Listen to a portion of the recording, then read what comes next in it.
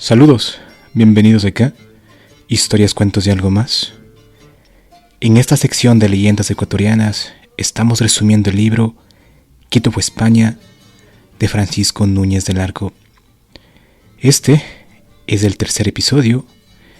En la descripción te dejo el enlace para el PDF del libro para que tú lo puedas leer.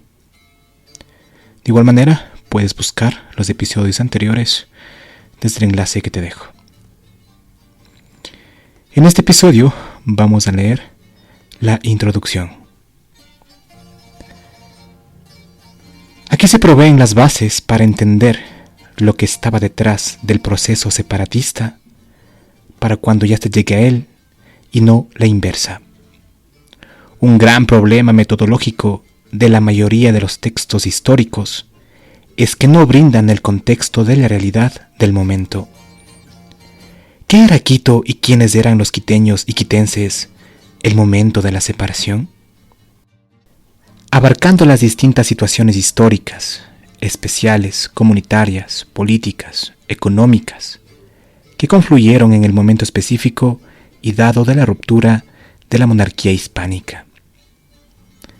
Cada dato y hecho que se ha incluido se lo ha hecho conscientemente, sin escatimar testimonios, documentos, opiniones y pruebas. Como los planes estratégicos británicos, semioficiales y oficiales, para destruir la monarquía hispánica, con especial atención en Quito y su industria textil. Lo repito, con especial atención en Quito y su industria textil. El contexto no es importante, es fundamental. Es la comprensión plena de los hechos. Este trabajo de identidad está dedicado a ustedes, mis coterráneos y coetáneos, no a los académicos apátridas e internacionalistas, ni a 4 intelectualoides de cafetín, ni a un par de ratones de biblioteca. El nexo argumental, como en cualquier libro de historia que sea historia, es a base de documentos y pruebas, de hechos y más hechos de la realidad, contra las mentiras forjadas a base de ilusiones y suposiciones. Por lo mismo no puedo dejar de citar textualmente documentos y fuentes las veces que sean necesarias, para no conjeturar de forma mojigata y superficial como se acostumbra en la historiografía oficial. Este libro está dedicado para usted y para mi amigo, que le interesa la historia de nuestro país. Seguimos. Estamos acostumbrados solamente a leer narraciones líricas, ideológicas, desvergonzadas, que le dan la vuelta a las palabras, a los hechos y a sus conclusiones. No me remitiré al debate estéril de las juntas de gobierno de Quito, la Suprema de 1809 y la Superior de 1810-12, o al gobierno de Guayaquil de 1820.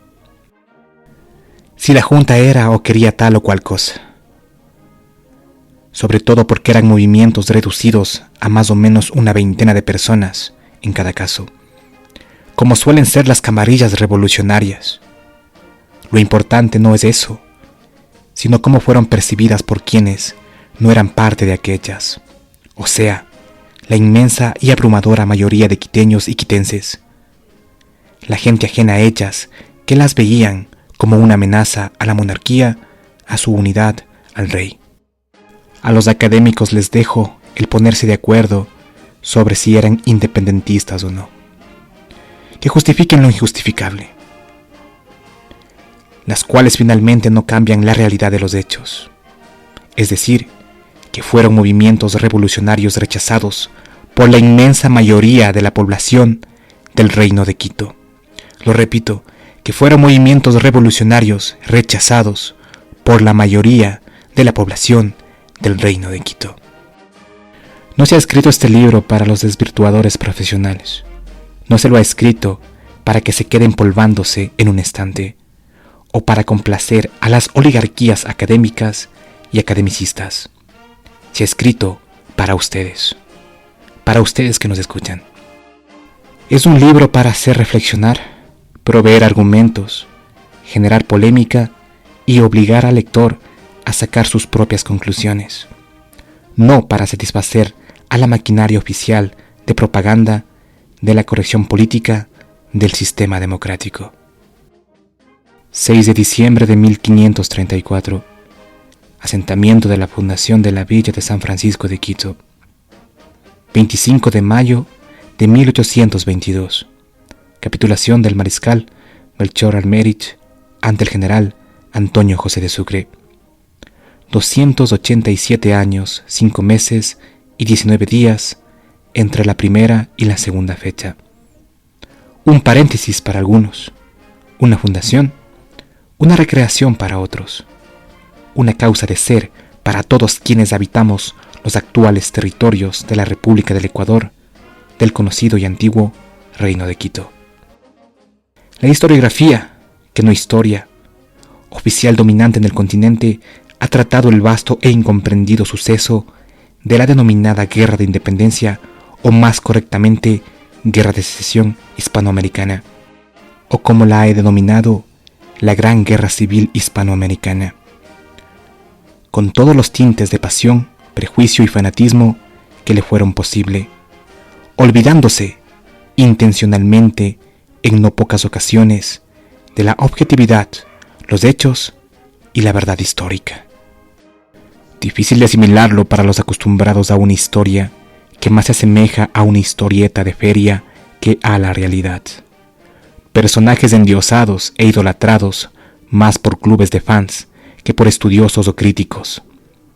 Mitos afianzados en el poder, el miedo y la ignorancia, o en la falsa ilustración.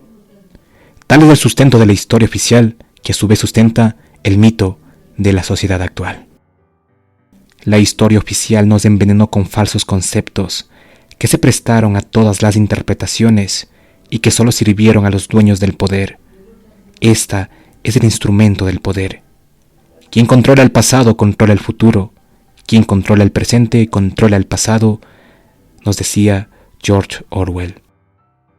Del liberalismo al marxismo, la historiografía tradicional ha sido incapaz de mostrar, mucho peor de comprender, en su plenitud, los sucesos históricos de nuestro pasado. Situémonos entonces así en nuestro pequeño país de Ecuador, con una historia llena de mitos, tan manipulada y tan falseada que muchas veces es hasta increíble entender lo que fue en verdad y no lo que nos lo pintaron. Los únicos culpables de los abusos de la sociedad de entonces serían los funcionarios reales, supuestamente peninsulares, de paso por la región. Sin olvidarnos, claro está, que muchos de estos funcionarios a su vez eran criollos de otras latitudes del imperio. En realidad, los criollos, blancos nacidos en América, constituían el verdadero grupo dominante de la sociedad entonces, al ser activos miembros de la administración local, cabildos, corregimientos, así como la administración fiscal, y al ser los dueños de los medios de producción. El poder efectivo estaba en manos de los criollos. Por lo tanto, son insostenibles las pretendidas tesis de que existía rivalidad efectiva por el poder entre criollos y peninsulares, aun cuando pudo haber existido una rivalidad teórica como construcción ideológica, utilizada por la oligarquía criolla para obtener mayores beneficios de los que ya gozaba. Podemos poner, por ejemplo, algunos casos de criollos quiteños y quitenses que ostentaron altos rangos en la cultura, el gobierno, la iglesia y el ejército hispánico. Por ejemplo, Lope Díez Aus de Armendáriz, primer virrey criollo de Nueva España. Su hermano también, quiteño, Luis Díez Aus de Armendáriz, fue el primer criollo virrey de Cataluña. Obispo de Jaca y de Urgel y copríncipe de Andorra. El quiteño, Fray Gaspar de Villarruel, obispo de Santiago de Chile, Arequipa y Charcas. El también quiteño, Joaquín Rubio de Arévalo, obispo de Cebú en Filipinas. El guayaquileño don Pedro Franco Dávila, creador del Real Gabinete de Historia Natural de Madrid, miembro de la Real Academia de la Historia. El atacungueño Ignacio Flores de Vergara y Jiménez, profesor del Colegio de Nobles de Madrid, militar que liberó a La Paz del cerco que le había impuesto Túpac Katari. Se le conoció por este hecho como el pacificador de Oruro, presidente de la Real Audiencia de Charcas. El quiteño Antonio de Alcedo, geógrafo e historiador, mariscal de campo del Real Ejército, gobernador de La Coruña, Galicia, donde resistió con heroísmo el asedio y el sitio de las tropas napoleónicas. El quiteño José María Lecrica, mayor de las Cortes de Cádiz. Y la lista puede seguir y seguir, no de forma excepcional, y de hecho sigue en el capítulo 3. La historiografía oficial y tradicional ha dado por sentado a la independencia como la lucha de los criollos liberales en contra de la retrógrada dominación española. En realidad se trató de un proceso sumamente complejo en el que los criollos estaban divididos en realistas, autonomistas e independentistas. El grueso de las tropas que lucharon fue en ambos bandos de origen americano, y el bando que contó con mayor número de americanos fue sin duda, sobre todo en sus comienzos, el bando de los españoles. Se impuso frente a esta, entre comillas, era de retroceso, la superación de la misma con la, entre comillas, santa democracia, como siempre con trajes de gala que ocultan su prostitución. La independencia no fue más que el triunfo de los movimientos separatistas al interior de las Españas, denominación de la antropóloga e historiadora quiteña Piedad Costales Peña Herrera. Dolores Costales apunta, es preciso, al margen de prejuicios ideológicos, juzgar los evidentes méritos, tanto de realistas como de insurgentes, dada la fuerza de convicción en sus respectivos principios y la valentía con que los defendieron.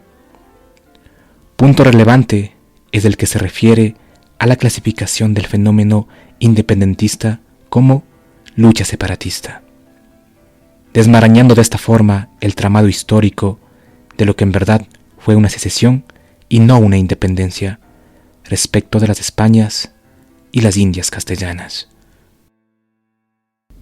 Y bueno, con esto estamos llegando al final de este episodio.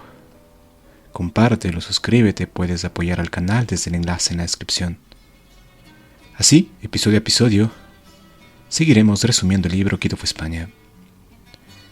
Sin nada más que decir, me despido hasta una próxima oportunidad.